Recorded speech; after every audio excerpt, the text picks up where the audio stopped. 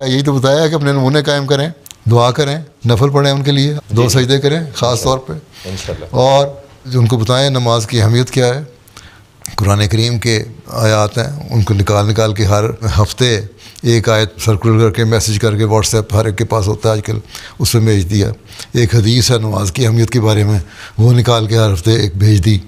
حضرت مسیح علیہ السلام کا اقتباس ہے، وہ نکال کے بھیج دیا. خلفاء کے بیان ہے، وہ کوئی نہ کوئی کوٹ نکال کے بھیج دیا. ہر ہفتے اگر ایک اس طرح آپ بھیجتے رہیں، نیا آتا رہے، تو سال کے 52 ہفتوں میں 52 میسیج چلے جائیں گے، قرآن کا بھی، حدیث کا بھی، مسیحت کا بھی، خلفاء کا بھی. ٹھیک ہے، وہ جب چلے جائیں گے تو کسی نہ کسی پہ تو اثر ہوگا نا. ہمیں تو یہی اللہ تعالیٰ کا حکم ہے نا، علیہ وسلم کو یہ حکم ہوگا ذکر کا، انا مانتا مذکر، کہ تم تو نصیحت کرنے والے ہو، نصیحت کرتے چلے جاؤ.